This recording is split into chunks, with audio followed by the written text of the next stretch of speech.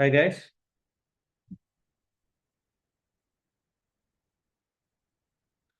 Hi guys. Can you hear me? Guys, can you hear me? Guys, can you hear me? Okay. Hi guys.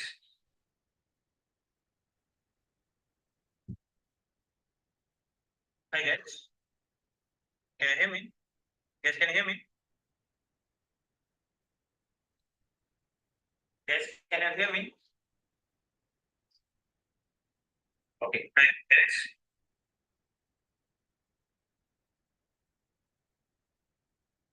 Hi guys. Can you hear me? Guys, can you hear me?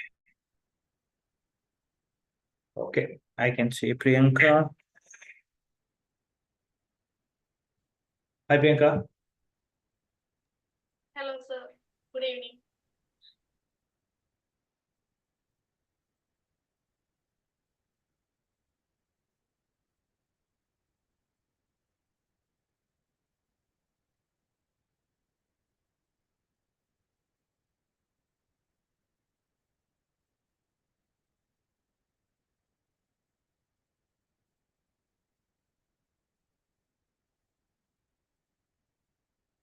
Okay. All good. Let's start in 5 minutes exactly at 8 o'clock. Yeah. We're waiting for others to join in. Let's start exactly at 8 o'clock. That is the Sri Lankan time. But in the meantime, have you guys started to did you guys work on this question, everyone? Inshifa, Priyanka, did you work on this question? Did you?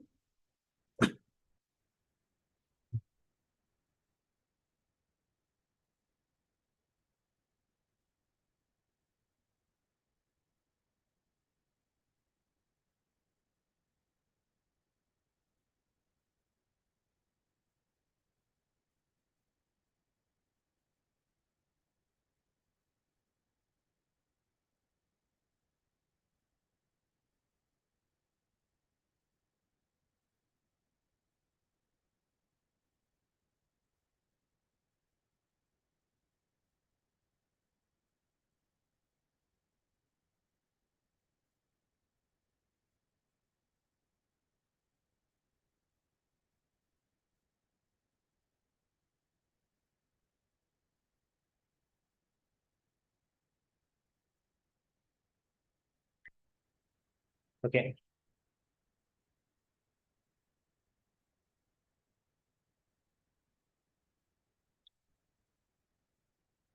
So what we can do is we can start responding to this question today, and then probably we can see how we can take things forward. Yeah.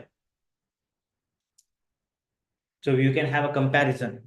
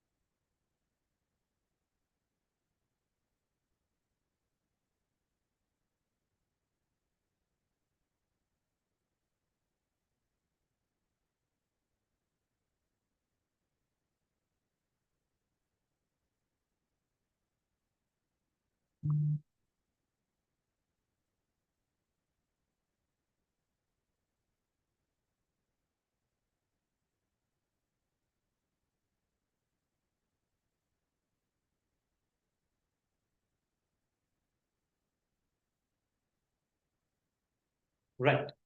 So guys, we have looked into this question, right? What do I mean by looked into this question is we have read this question thoroughly, and you were asked to answer this question. So I'm not gonna waste time trying to going through this question again. I'm simply going to pick up the points and I'm going to start answering this question. Sounds like a plan, everyone? Yes or no? Everybody sounds like a plan? Everybody sounds like a plan?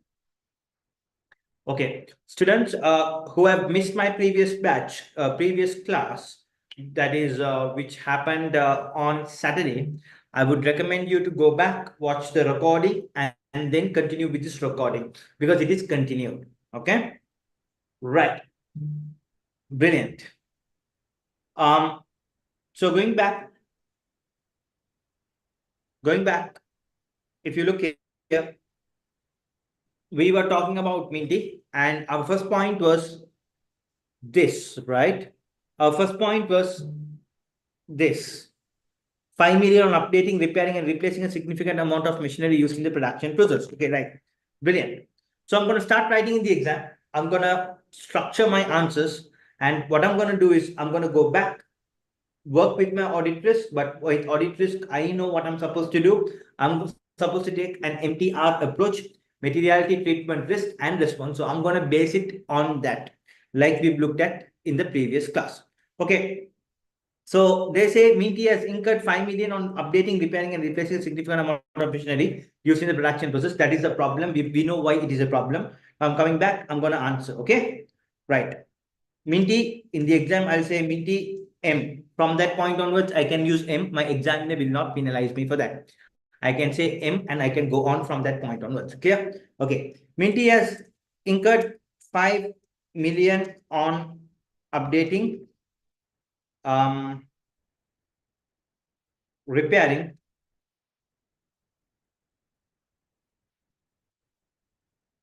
and updating property, plant, and equipment. Now, let me wrap this out.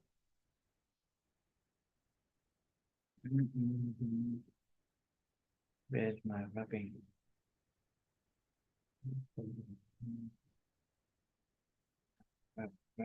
There you go. Minty has incurred 5 million on updating, repairing, and updating property, plant, and equipment. You know, this represents approximately, we spoke about 5.8% materiality. There you go. It's written already. 5.8% materiality. So I'm going to talk about that. Okay. This represents 5.8%, 5.8% on revenue. Therefore, this is material. Now, that's my first thing. Okay. Materiality, treatment, risk. Always keep in mind materiality, treatment, risk. So this is material. We have established it to the examiner. This is material. Okay. Right. The risk. What is the risk? The risk here is that revenue expenditure can be classified as capex, capital expenditure. What would this result in? Resulting in overstating profits and property, plant, and equipment. Now, guys, just look at that point. Just look at that point. Try to refresh. Okay, just look at that point. I'm speaking about materiality. Did I touch materiality? If the figures are there, I have to talk about materiality. Here, there you go. I spoke about materiality. I have to speak about treatment. Did I speak about treatment? Yes, there you go. What is the treatment? They have incurred 5 million on updating, repairing, and updating. It's not updating. I believe it is updating, repairing, and replacing. So updating, repairing, and replacing. There you go. And replacing property, plant, and equipment. This represents 5.8% of revenue. This is material. The risk here is that revenue expenditure can be classified. I'm talking about the risk as well. Now, I'm not done there. I have to go back, tell the examiner why this is a risk. Now, I have to tell the examiner, okay, look, I am the auditor. I'm reviewing the financial statements. I see there has been expenses in terms of property, plant, and equipment. This could be revenue, but probably the company has taken it as capital expenditure. Now I'm going to give a response, but response from an auditor's point of view, because auditor is going to give the response. Are we clear? Are we clear? Okay. Now, what could be a response? Now you are reviewing this 5 million expenditure. You have the expenses, okay, expenses on updating, repairing, refurbishment, etc. Everything you have. Now you when you look at the invoices, you know this is capital expenditure, this is revenue expenditure. Who you. The company will also have the capital expenditure policy also. So based on that, you assume, okay, you look at it, okay, you know this is capital expenditure, this is revenue expenditure. So you'll take the breakdown. Based on that, you will do a check if this is correctly classified or not. Are we clear? Because you are the auditor, I will review the details of cost in relation to 5 million. Number one, okay? To confirm what are you trying to confirm? We are trying to confirm the classification, right? To confirm the classification between revenue and capital expenditure, revenue and capital expenditure, to ensure the split is fairly made. Are we clear? Are we clear? Keep it very simple. Give one response, your examiner will be happy. Don't try to fill your answer sheet with too many responses. This gives you only 2 marks in the exam. One risk, one response. Now, where will it be challenging? The response will be challenging. So for your response, you have to practice, guys. You have to keep on practicing. Are we late? No, we are not late. We have about 1 month for the exams, close to a month for the exams. If you start now also, you will be fine. And with me and Farin going to be with you for the next 1 month, we can take this through. Are we clear? Are we clear, guys? Everyone, am I clear? I want everyone to respond, please. Are we clear?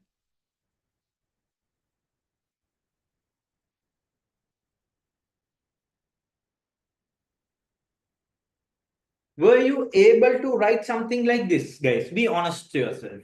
Were you able to write something like this?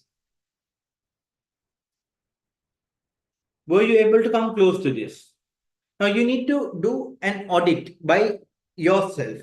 You need to audit, okay, fine, this is what Ziyan has written, this is what I have written. You compare. Okay, not enough. You have to start working on it. That's how we have to learn. Okay. Number two, we know 15 warehouse story. So let's go back. Let's answer. Let me wrap everything off so that it's easy and doesn't disturb us at all. Okay. Okay. Minty has 15 warehouses, which also include rented ones. Are we clear? So this is linked as rented ones. Okay. What is the problem here? There is a risk that rented warehouses can be included as PPE in the financial statements. There you go. That's the risk. Now here you do not have a figure. You don't have to calculate material. You don't have a figure. You don't have to calculate material. You can be direct, tell the examiner. Now let's think about it. Now you take PPI and building. We have moved to a new building. Okay. Now this particular new building that we have, I come and tell you, hey, look, Tirza, look here. Are you with me? Tirza. There you go, Tirza, I come and tell you, hey, look, this building is mine. This building is mine. Will you believe me? Tirza, will you believe me?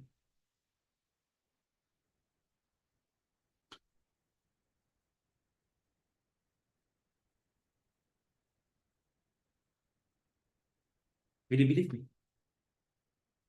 You'll believe. I have to see the rights and obligations. Okay, how will you see the rights? How will you see the rights? How will you know that this is mine?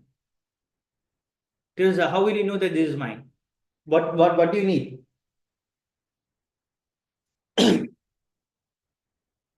Well, non-current asset register is fine. That is maintained by me, no. Non-current asset register is fine. But let's go one step ahead. Property.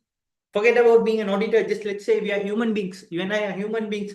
I come and tell you, this is mine. Forget about me. Forget about PPM operating here. If I come and tell you, okay, this is mine. Will you believe me like that? There you go. Abdullah, you will look for ownership documents. Ownership or documents mean what? Ownership documents mean what? When you're talking about ownership documents, what comes to your mind? How do you confirm ownership normally? Deed, title deed. There you go. So what you would do is, I will inspect the title deeds to confirm the warehouses owned by Minty, and will ensure that only owned warehouses are included as property, plant and equipment. There you go. Now in the exam, I understand this warehouses is like, warehouses. There's a different pronunciation. I did not get my spelling right. Under exam pressure, don't worry, you get your marks. Don't worry about that too much. Unless otherwise, the sentence itself is changing. Your examiner knows here it's warehouses. So don't worry, you can go on responding to the question. But here, right now, that's fine. I'm going to make the change. Okay? Yeah. Are we clear? Everyone understood? Yes or no? Second point covered. Let me go further. Number 3.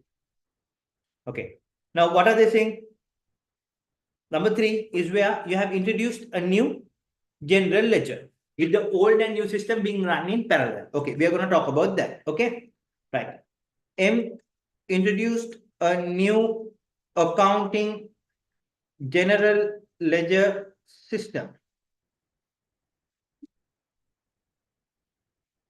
This was operated with the old system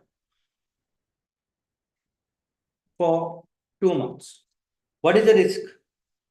What is the risk? The opening balances wouldn't have been properly taken from the closing balances. There could be a mistake there if you have not extracted it accurately. Correct. So there's a risk that opening balances could be misstated if the extraction of closing balances were not done well, leading to material misstatement in the financial statements. So this leads to a material misstatement in the financial statements. There you go. Third point. Already we wrote the third point. Okay, now we have to give a response. How do you give a response? Now you are the auditor. You know the problem could be with the opening balances. So what are you going to do? You are going to review the opening balances with the closing balances. So old system closing balances, you'll see the new system opening balances, you'll compare. Okay, if there have been extraction, if the extraction has been taken place correctly or not. Are we clear? Are we clear? I will undertake a detailed review of the closing balances in the old system and compare with the new system opening balances to confirm if the figures are accurate. Guys, was that difficult? Straightforward, isn't it? Guys, it's straightforward, isn't it? Yes or no? Guys, it was straightforward, isn't it? Hello?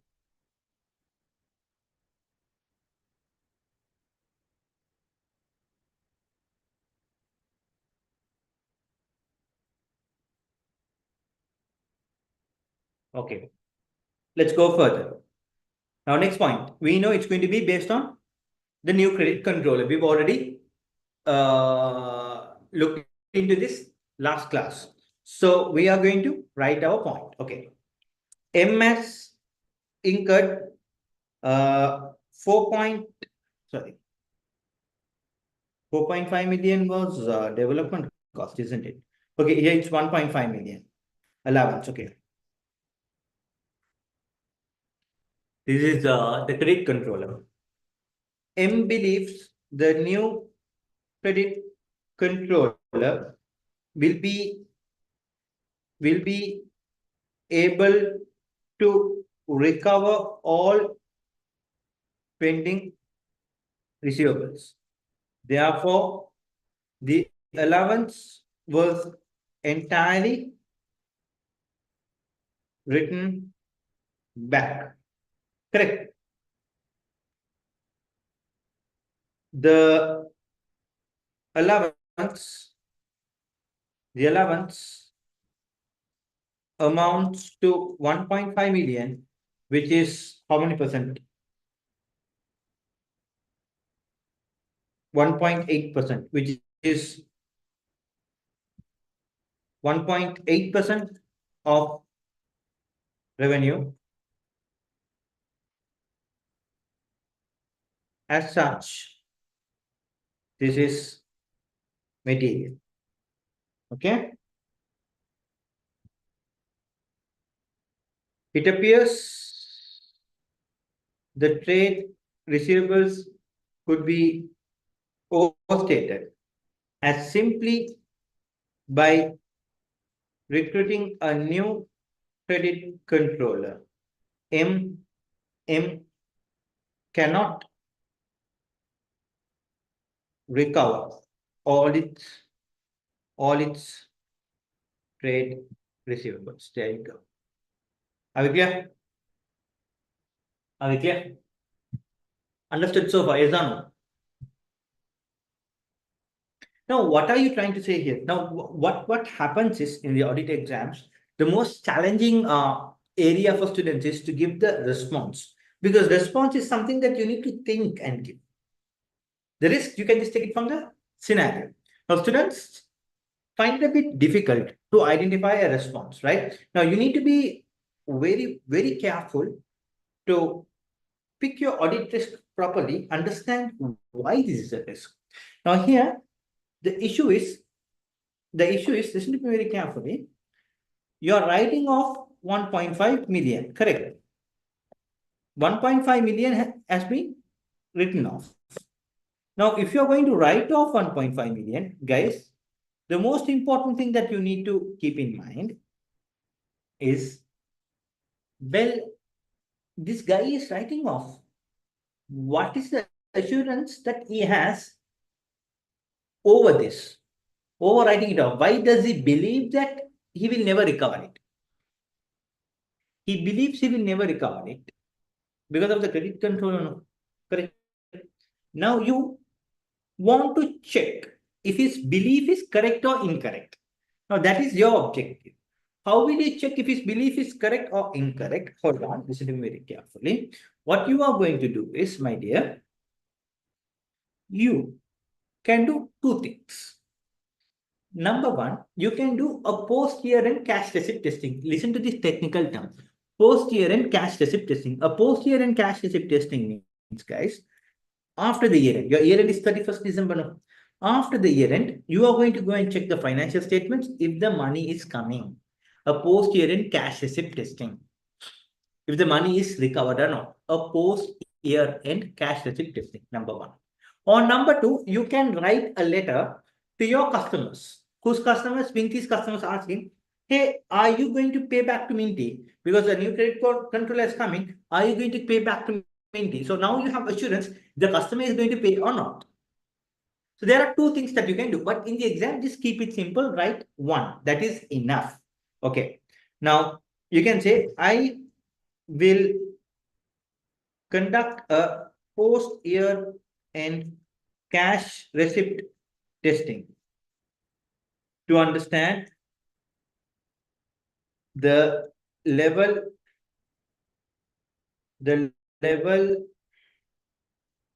of trade receivables recovery after the new credit controller took over.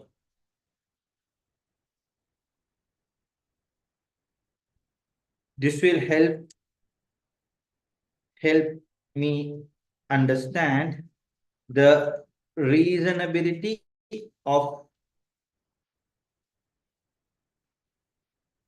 the finance director writing off the allowance.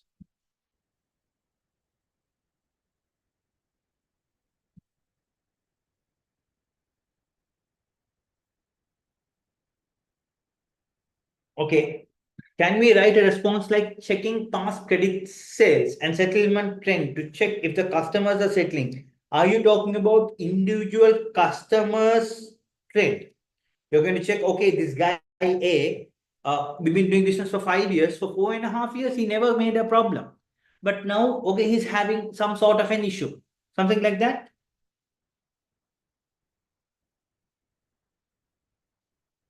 Yeah, if you can specifically quote it. But the best would be, I'm going to do a post-year-end cash receipt testing. Now you've removed the receivables, right? Now you say, no, you are removing the allowance, right? Now you say, look, it's going to be trade receivables. But my thing is, you're saying you're going to receive. That's why you're removing it. No. So from allowance, now what I'm going to see is I'm going to check after the year end. Okay, did they actually pay? Or I write a letter. Asking them, okay, are you going to pay? We call it a receivable circularization. Are we clear? Understood?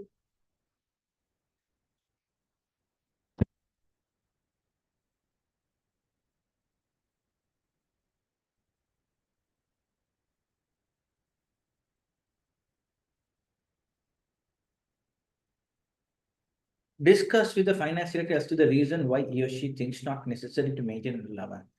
Well, the reason why you are going to discuss Terza is because the finance director says the credit control is already there. That's the reason why I believe the allowance is not necessary.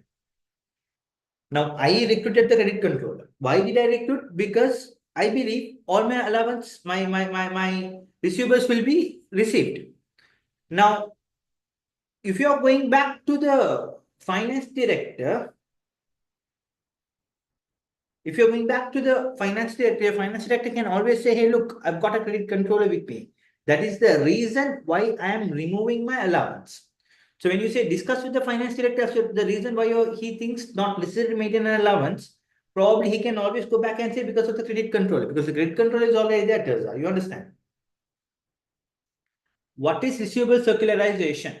Is it asking the opinion from the customer that they will pay or not? Yes. Now, our client is Minty. Minty is supposed to receive money. We are going to send a letter through Minty with the confirmation of Minty to our customers asking, will they pay the company or not? Now, for example, you have to pay PPI. For example, okay, probably you don't have to pay. For example, you have to pay PPI. I'm the auditor of PPI. Through PPI, I ask, okay, will you be paying? To whom? From you. Directly, I'm coming to the customer. Are you clear, Saifullah?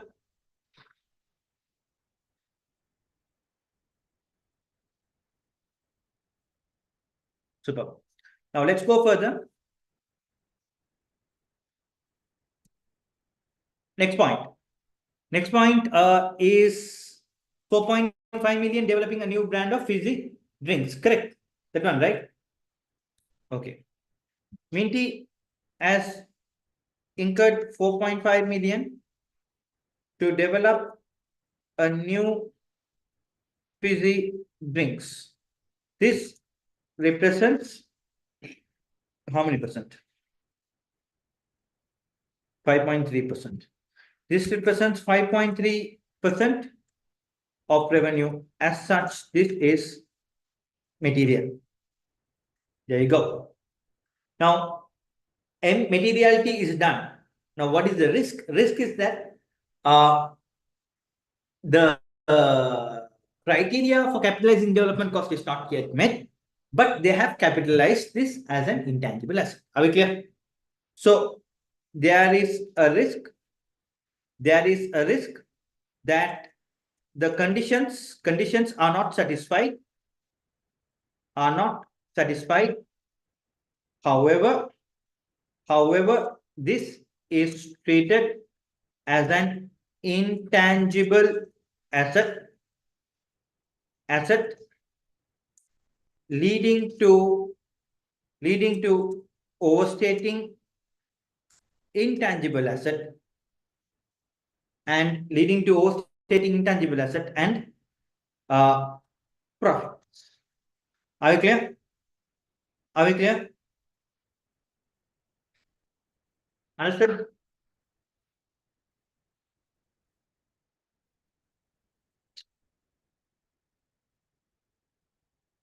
Everyone, are we clear? Everybody with me?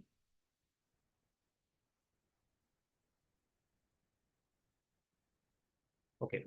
Now the problem here is the conditions probably are not satisfied, but this has been capitalized against IAS 38 intangible asset. Now, first, I want to know the breakdown of this expenditure. I want to confirm if the conditions are satisfied or not, if they meet the conditions or not. And probably I'll have a discussion with the finance director. Okay. As to why he thinks this has to be capitalized. Okay. So I will review the breakdown of this cost.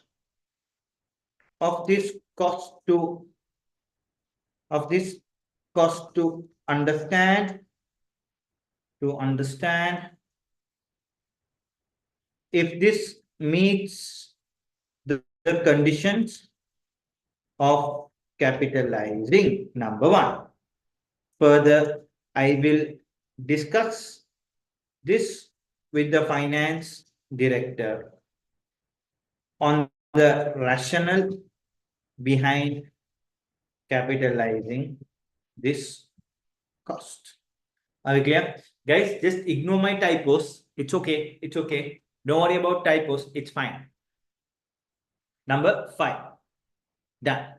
Now in the exam, I'm supposed to give 6. Okay.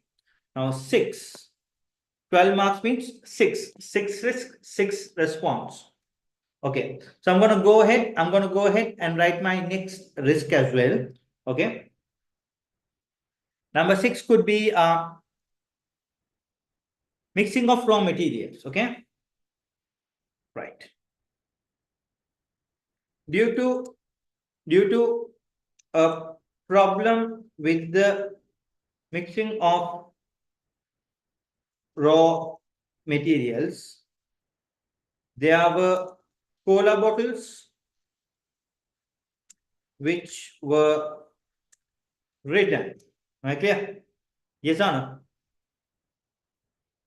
Somebody spoke to me about this. They said there could be a problem with revenue. Why? If the sales returns are not accounted properly. There could be a misstatement in revenue if the sales returns were not accounted accurately, leading to overstating revenue and revenue and trade receivables. Are we clear? Guys, are we clear? Are we clear?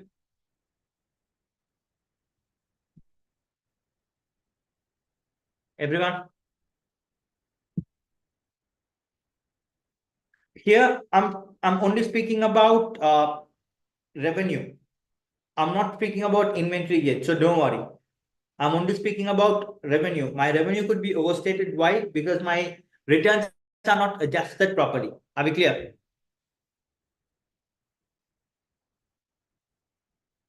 Are we clear?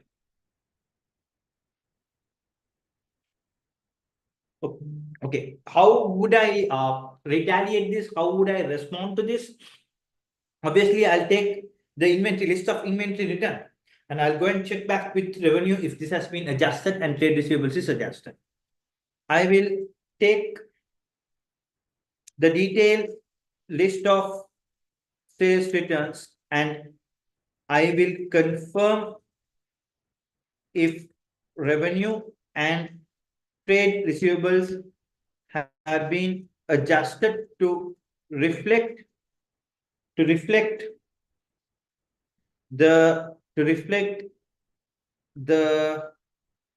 adjustment, to reflect these adjustments. Are we clear? Understood? Understood? Yes or no? Super. Well, I know I have to write only 6 in the exam. I know I have to type only 6. But there are 8 here. For the purpose of studying, can I respond to all 8? Guys, is it okay?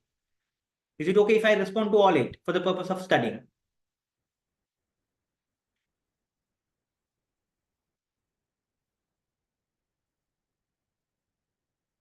In the exam, I have to respond only for 6 because 6 risks, 6 response. But I have picked 8 in my last class. So I'm gonna finish off the entire question with my 8 points. But in the exam, you don't have to do it. Okay. Anybody in the mindset, when doing audit risk or when doing audit questions, you're in the mindset, okay, fine. Examiners asked for 6. But obviously there are 8, 2 or 3 extra. So what I'm going to do is I'm going to write 8 or 9, but the examiner wants only 6.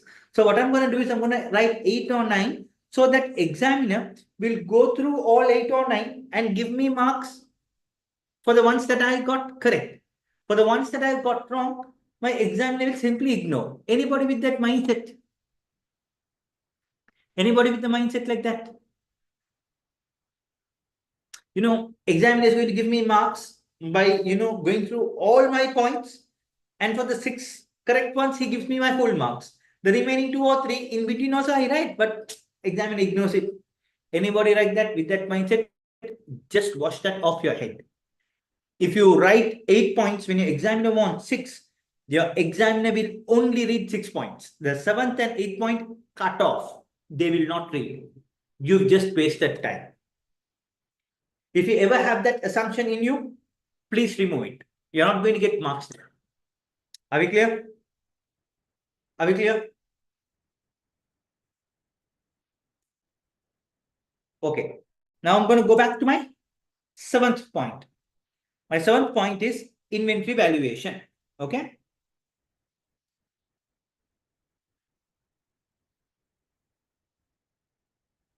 M has not adjusted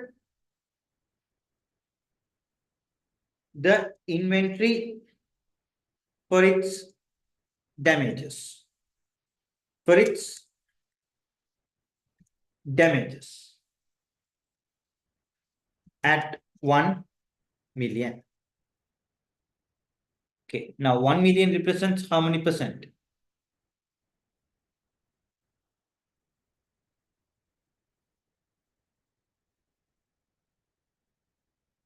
Where is my wrapping tool? Okay, there you go. 1 million represents, is that 1.5 million represents 1.8%, means 1 million approximately about 1.3%. Please take your calculators. Okay, this is just my thinking assumption. Okay, 1 million represents 1.3, 1.4% of revenue.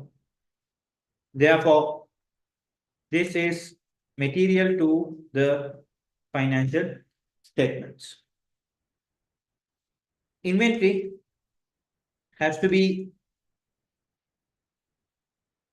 valued at cost of NRV, whichever is lower. Carrying the inventory at cost even after they being damaged overstates profits and inventory. Are we clear? Are we clear?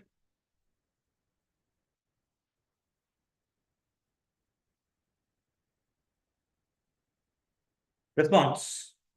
I will discuss with the finance director on the rationale for carrying inventory at 1 million, even when the NRV is lower. And guys, you can go and check after the year end if this inventory has been sold, at what price were they sold.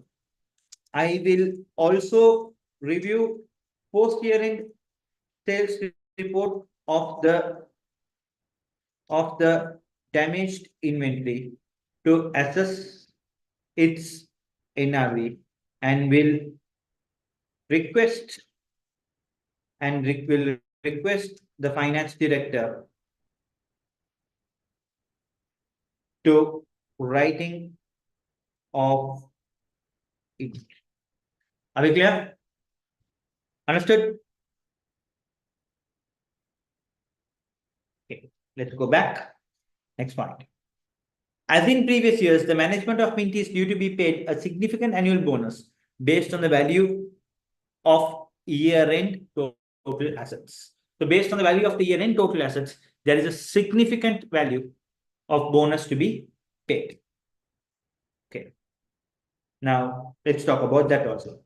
The management of M is to be paid a significant bonus based on year-end total year-end. So I'll come to that year-end total assets. There is a risk that the management could deliberately overstate the assets for higher bonus. Okay, so here you have a problem. What is the problem? The management is trying to overstate the assets value. Why? Because the assets value is related to their bonus. Now, how do you solve this? You as an auditor, you have a bigger responsibility to maintain something called professional skepticism. Professional skepticism in simple terms means what? Skepticism means inquiring mind. You got to always have this inquiring mind. Okay, recently, I was in Coimbatore. I do for lectures in India, in other countries, particularly Maldives, Vietnam, in Dubai. So I was in Coimbatore. Okay, so I'm sure my students coming through YouTube, we have a YouTube channel. So through them, they obviously know me. I was in Coimbatore, right? So Coimbatore, this is the first time we launched an academy in Coimbatore. This is the first time we launched. And I went on the 13th of October. I flew down from Dubai or London, and then I came down to Sri Lanka, and then I went to Coimbatore. Okay. This is the first time I'm going. My wife comes to me and says, well, you've been to Bangalore, I know. You've been to Chennai, I know. You've been to Cochin, I know. But why are you going to Coimbatore? Are you serious that you have a branch there? I was like, look, I don't have a branch. Technically, there is an institution there, which I work with. They have a branch. He was like, oh, okay, fine, you go. So I went to Coimbatore. I was in Coimbatore. Okay. India, it takes 1 hour from Colombo to India for me to go to India.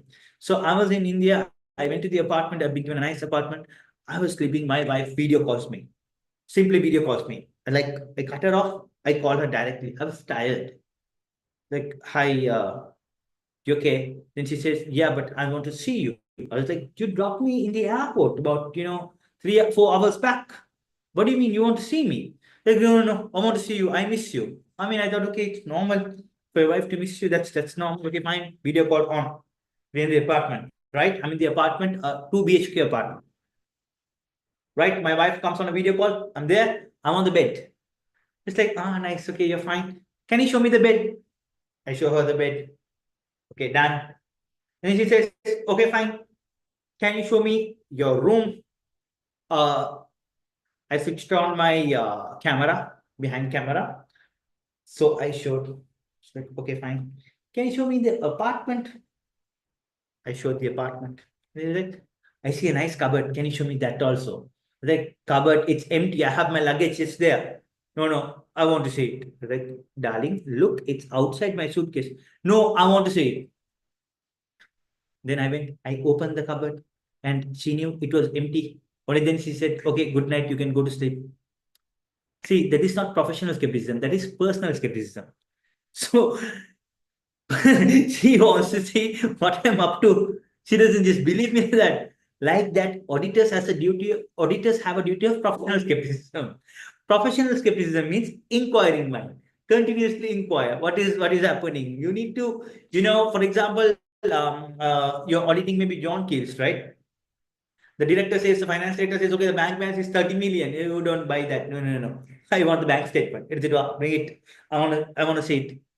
So professional skepticism is about inquiring mind. Now, when conducting audit, you need to make sure that you maintain professional skepticism, like in this case as well. Okay. I will maintain professional skepticism. SCKEPTICISM. No, SC skepticism. SCEPTICISM, professional skepticism, throughout the audit, and inform all the staffs of the audit members to be careful in terms of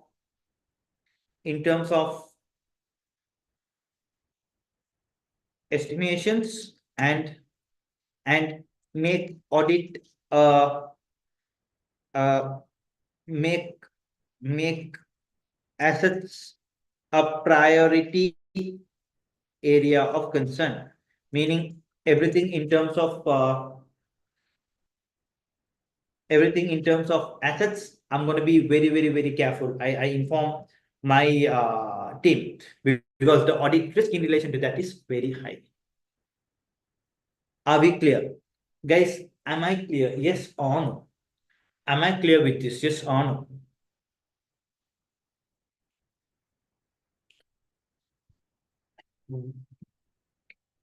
I have a question. I'm coming to that. What will be the post-year-end period? The period between year-end and the financial statements are issued to the shareholders. So there is a subsequent period, there is subsequent review. So that is under your review and reporting area. So we'll come there. Are we clear? Terza says yes. Abdullah, do you understand? Inshifa, Priyanka, Saifullah, are we okay?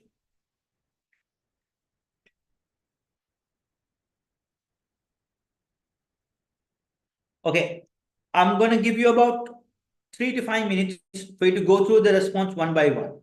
I want you to go through. It depends from companies to companies, Saifullah. I'm going to give you about 3 to 5 minutes for you to go through the response on your own, right? I want you to go through the response on your own. Quick.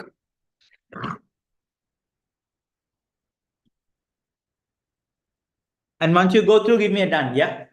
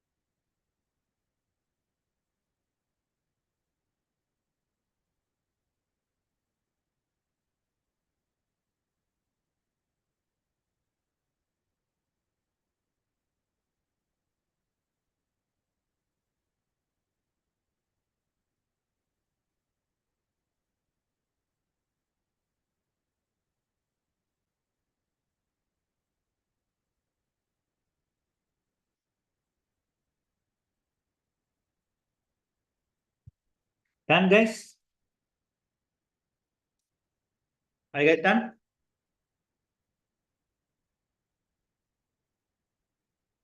Are you guys done? Understood?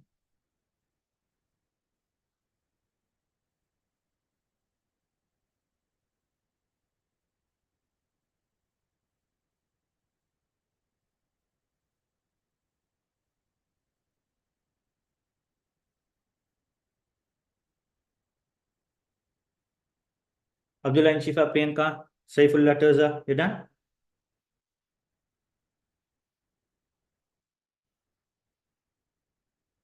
Okay, I don't want you to copy this, okay? I will share these answers with you. I'll share these answers with you in the group so that you can have a look at them whenever you want, okay? Super. Now, how to get through your audit and assurance paper easily? Not easy, but at least give some effort, put some effort and get through. One thing that I want you to know is always go back to ACCA Global Doc, right? Now, when you come to ACCAglobal.com, you'd see that you have this section, right, guys? Past exam papers. Here, you have your AA paper, and then you have your technical articles and topic explainer. So you take your topic explainer. I want you to make sure that you go through all these technical articles before the exam. Very, very important. Now we've done audit risk. I'm going to share this with you on the group. I want you to go through this. Now, guys, if you properly go through this, your examiner gives you entirely in terms of audit risk what is required for you, the model to everything. But if you look at it, ultimately your examiner says this is an article written by your F8 examining team, meaning a member from the examining team is writing audit risk technical article for you. Why? Why? The reason being very simple. If you take your Kaplan, your BPP, my notes, whatever, it's based on what we give. Now here, what is given here is based on the examiner.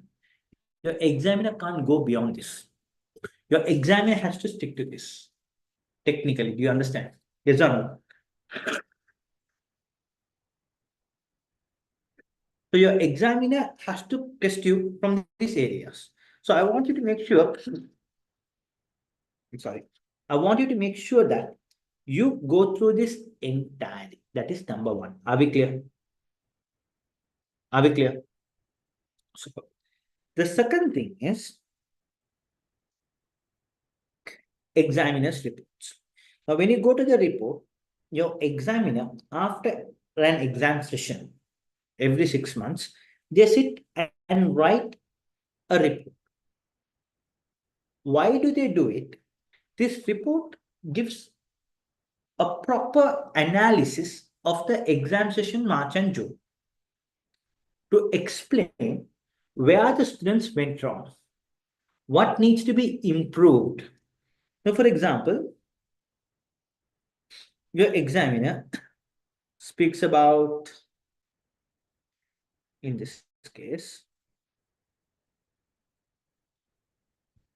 there has been a question which has said, describe 8 audit risks, explain auditor's response to each risk in planning the audit of Rainco. Something similar to what we saw. What we saw was 6 audit risk and response. Here, 8, giving you 16 marks in the exams. Like I told you in my earlier class, last class, this is an important area, priority, high priority area. Now your examiner says, when you take section B, the 30-mark question is based on GCO, which sells plants, garden equipment, and garden furnitures to wholesale and retail customers. This question tests candidates' knowledge of audit risk and response, consideration of laws and regulations, substantive procedures for additions to property, plant, and equipment, and quality management deficiencies and recommendation. Okay, we'll come to that. But out of the 30 marks, more than 50% is contributed to audit risk.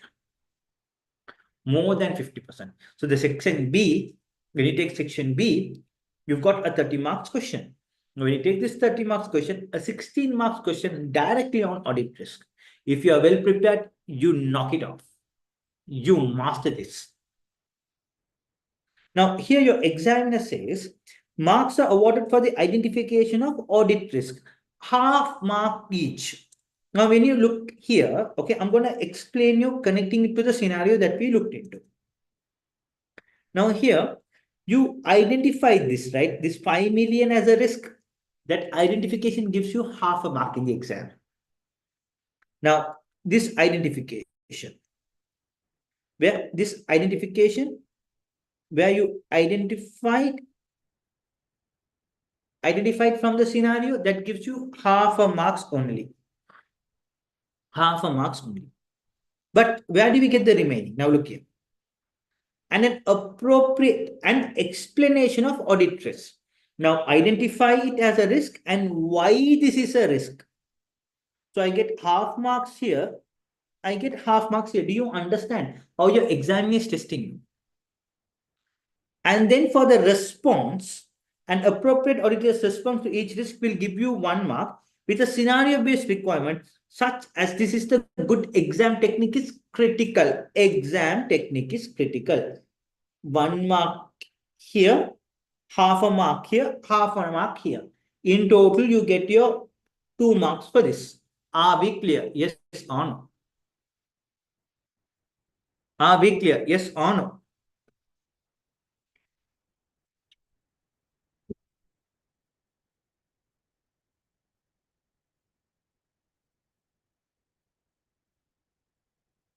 Now, guys, these are topic explainers. Your examiner is explaining you how to score your valuable marks in the exam. The scenario will typically contain more than the number of risks required. Now, for example, in our question, there were 8, out of which only 6 were relevant for us. Correct. So it is important that candidates plan their time carefully and only attempt to list the required number of points, not go anything more than that.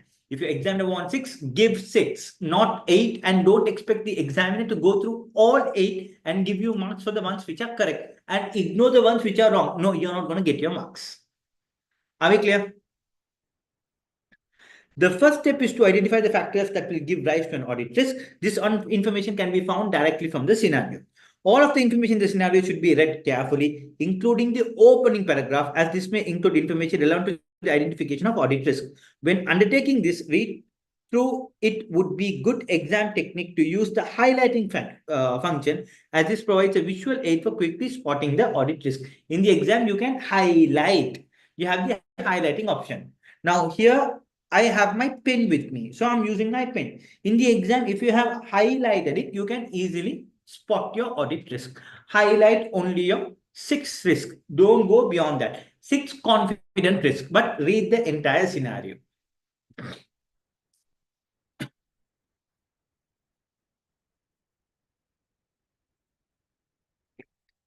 Now,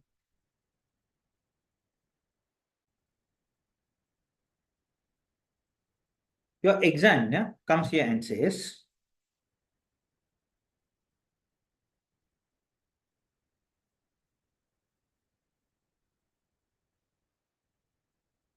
some students think, now you look here, some students, what they do, it's a common misunderstanding among students. Okay, professional skepticism is a very generic answer. I can apply it everywhere. Everywhere I'm going to apply. No. You apply professional skepticism when you think, okay, there is a little problem, a bit doubtful areas are there, estimations, policies, judgmental areas there. That's why you have to use professional skepticism. Now here your examiner says, look here.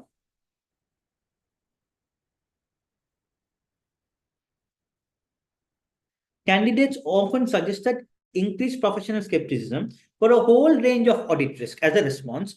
And whilst valid on its own, it is not a suitable auditor's response for 1 mark. It's valid, yes, but look, it's not always suitable for you to pick that. This is because increasing skepticism does not on its own help the auditor to gain suitable audit evidence or the identified audit risk. For the sale of shares by, okay, now they're connecting it to the scenario. We'll come to that later. Okay. Now, they say, additionally, a significant minority of candidates gave general statements of the required accounting treatment. For example, for inventory risk, it was common to see perform NRV testing rather than how the auditor would test whether the cost of the damaged inventory was above or below NRV. Now, here you are talking about inventory. I can connect it to the scenario properly because ours was also connected. A significant minority of the candidates gave general statements of the required accounting treatment.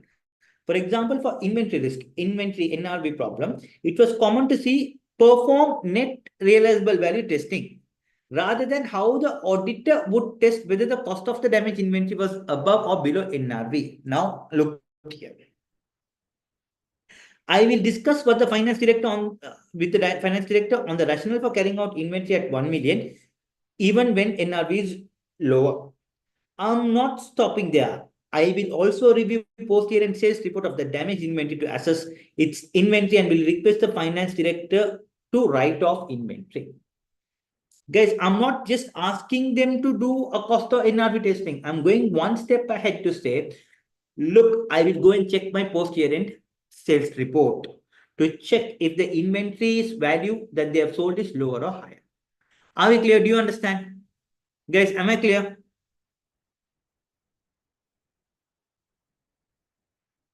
Am I clear? Okay. And why examiners' reports are important? This is one of the primary reasons. Future candidates, who are future candidates? You are advised that audit risk is and will continue to be an important element in the syllabus and must be understood.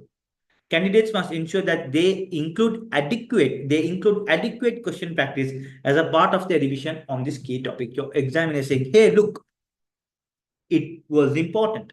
It is important. It will be important.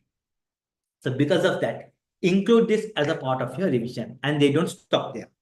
Your examiner goes one step ahead to say, good questions to practice.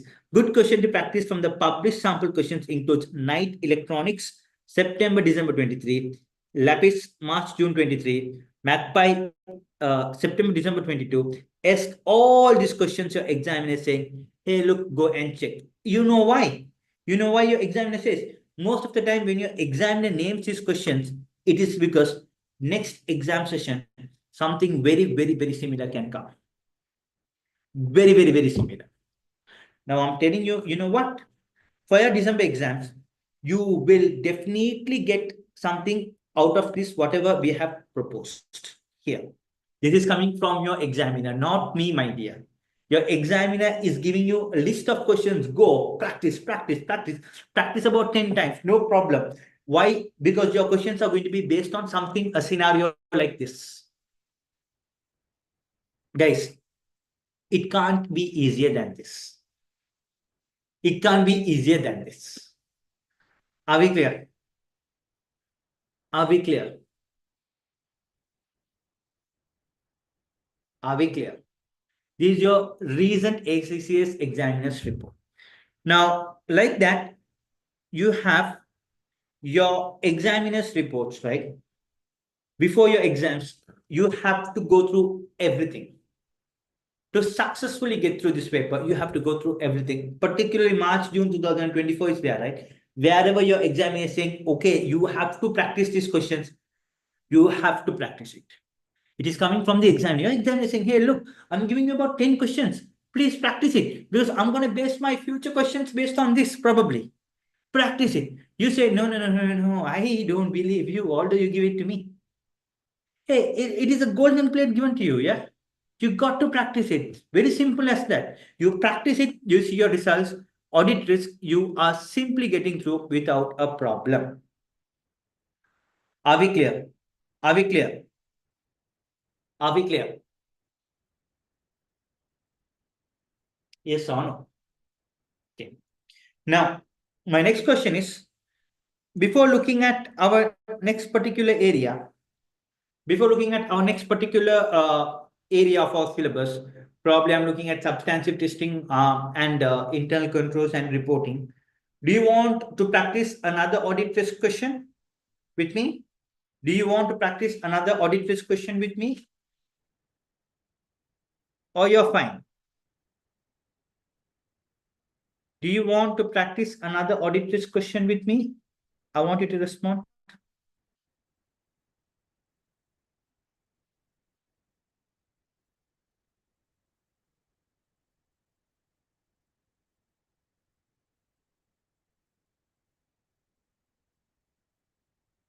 You're confident or you want to? You want, give me an A. No, give me a B. We can move to the next areas because they are a bit complicated. Okay, I'm getting A also. Okay, I'll go with the majority.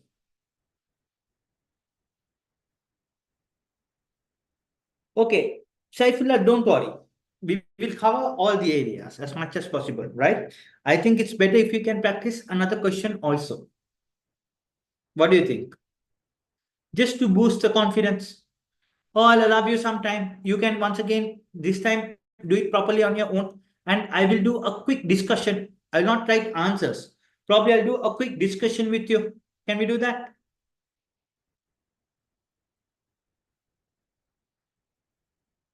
Okay, that would be good. Super. Now, another area that I would, another area that I would prefer you to try would be kangaroo construction. Audit risk AA question.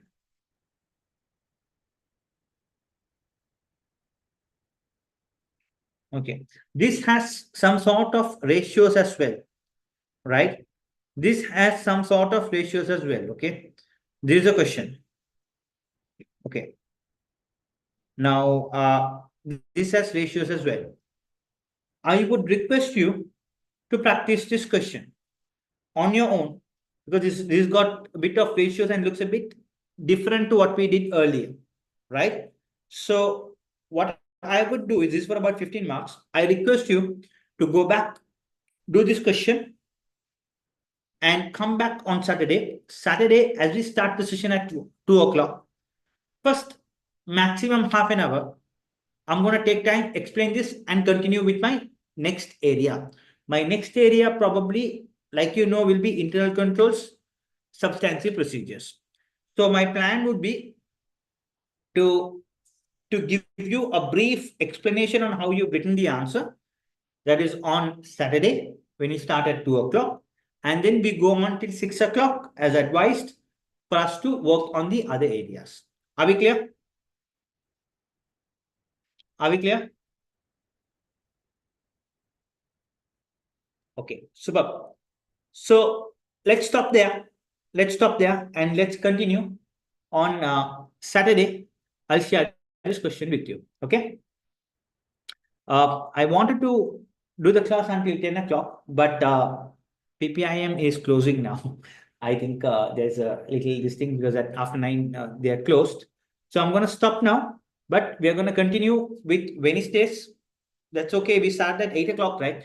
From next week onwards, we'll start at about 7:30, half an hour early, and we'll go until about 9 o'clock to practice questions. But Saturday, as we have, that is going to continue. From 2 to 6 o'clock, we will continue on Saturday. Okay? Super. Thanks, guys. Take care. I'll be sharing this with you. Good night. Bye-bye.